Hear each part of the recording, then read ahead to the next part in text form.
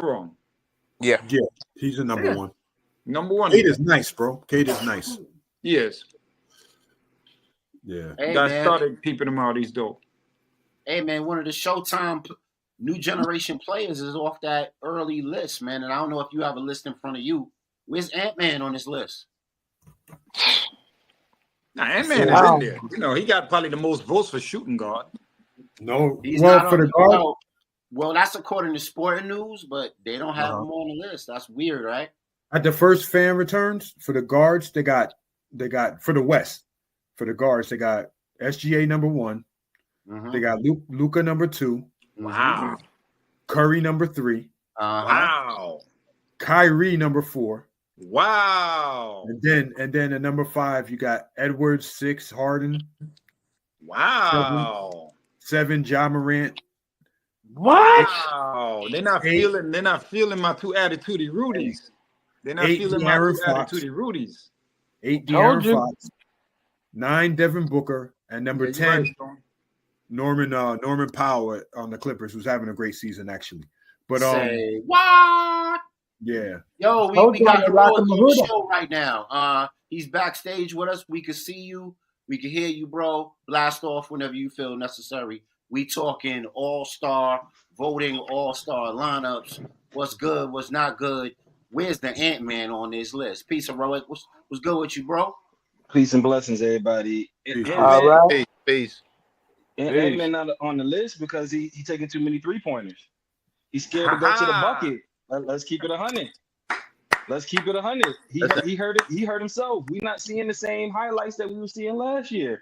Like, you know what I mean? You got Julius Randle. It's a blessing the Knicks got rid of him because he clogging up the paint.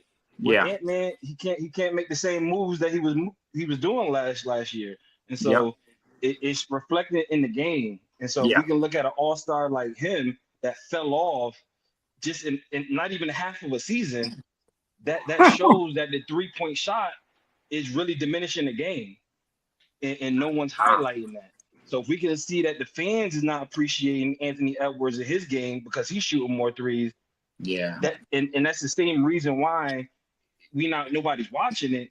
Now there's a correlation of too many 3-pointers is diluting the excitement of the game.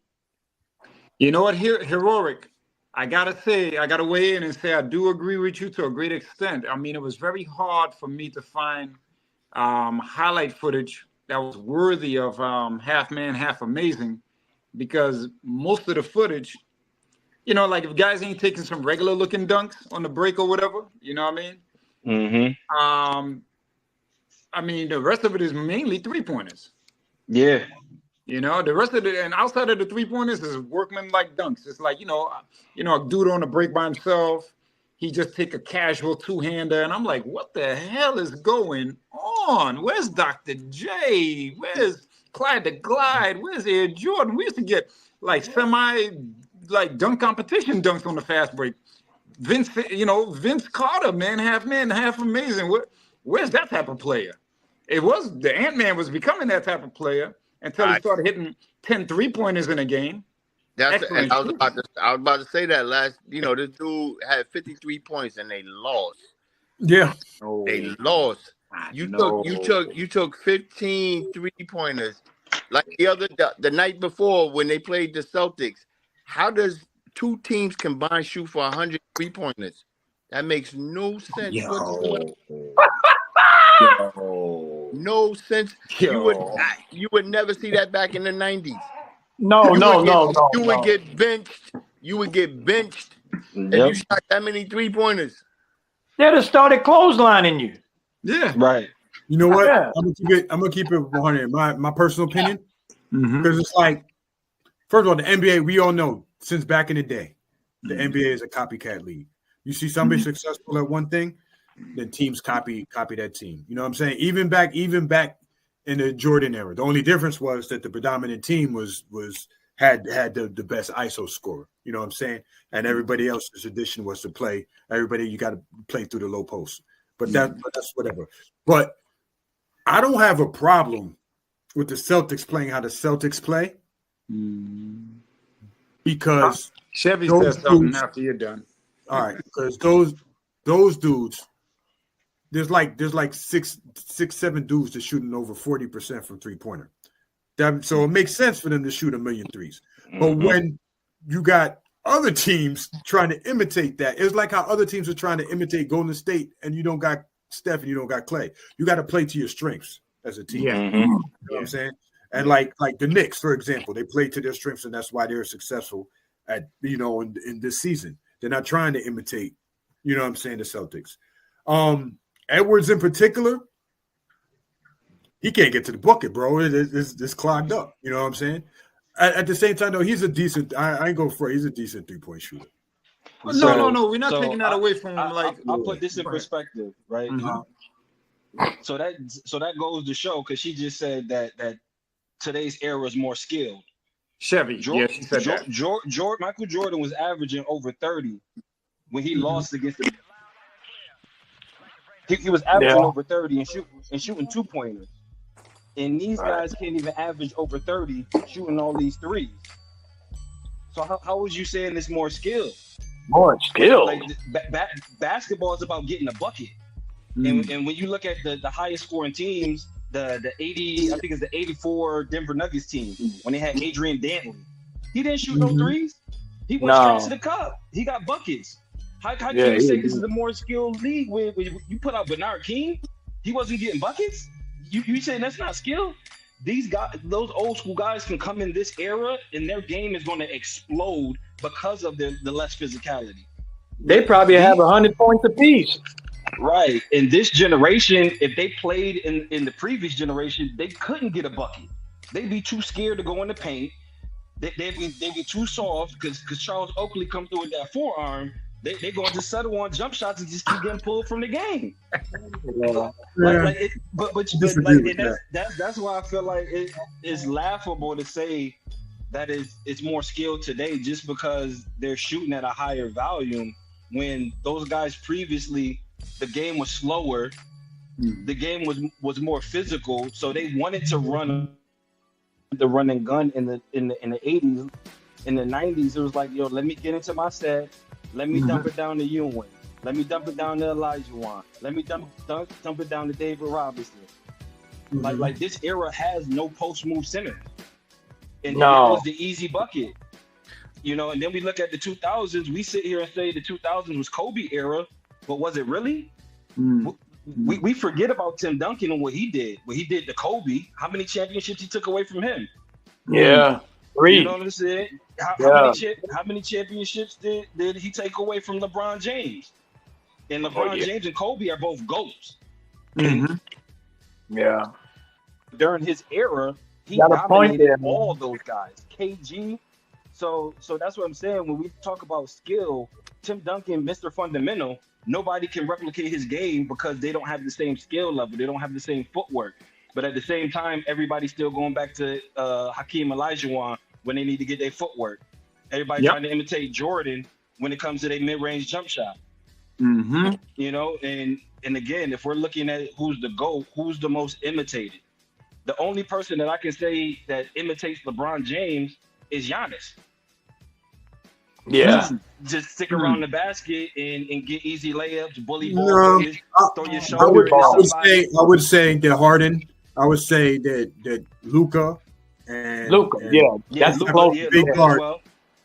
Get the ball, drive to the basket, collapse the defense, and then kick to the corner. That's LeBron. That's LeBron's development of that's his MO. Attacking the zone. You know what I'm saying? And I think those guys copy that. But you're right as far as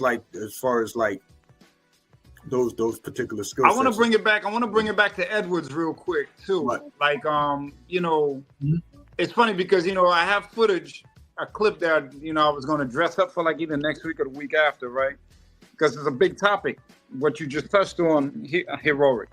The thing is, like, when they move towns, that kind of crippled the team, versus other teams, because now these other teams don't have to worry about that stretch big man shooting that 3. So now they could condense on Towns when he makes his boogie and try to get to the bucket. I've been noticing he was having a lot of trouble in the beginning of the season with these double teams and triple teams. You know what I mean? So I think it's by way of survival that he's falling back on the 3-point shot now that he's discovered that he's got one. You know what I mean? But the thing is, this, if he played it right, if he plays it right from this point forward, I think he could finally get closer to being that multi-dimensional offensive threat. Because now they know he could shoot. Now they're gonna really have to play up on him, and he could get by them and go to the bucket. You know what I mean? I think he has a better chance now. But if he keeps up with these 3-pointers, yeah. Guess what? You can't fault him and say he's doing bad because he is shooting good. But the same token, am I gonna turn my TV on to see that? My answer is no. No. My answer is no. I watched him because he was a bit of a throwback to the Clyde the Glides, the Jordans, the Willie Andersons, the Ron Harpers. He was a throwback to that. You know what I'm saying? That's why I was tuning in, Well, I think a lot of the problem with that, like, cause they also thought DiVincenzo was going to be hitting at the rate that he was hitting with the Knicks, and he's had a bad season. You know what I'm saying? So you got Randall, you got Gobert is living in the paint. We all know that. Yeah, Randall wants not a good living either. He's living on defense, but on offense, he's like Mark Eaton on offense. They need to fix him up a little bit. Jesus. But and I think that speaks both ways too, though, because you know what I'm saying, that shows you really the real value of the three. The real value of the three is to make space so that you can get people to drive the basket. You know what I'm saying? And get those looks at the basket. And that's how Golden State back when they was winning was getting, layups for Looney and layups for Curry and these dudes, easy buckets and Draymond. You know what I mean? Because it's threat of the three. But yeah, he don't got that. And actually, before the what he had, 53, 55, before that game, he was complaining, man, I don't like getting double teamed. You know what I'm saying? I want to score. But I want to jump in there real quick. This generation is more skilled, but they can't handle a double team. Yo,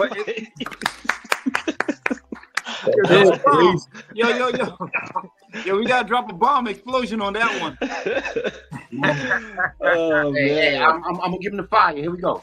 There we go. That's what I'm talking about. You need that right there. That was a bomb moment. That was a fire Don't moment. double team me. Let me score.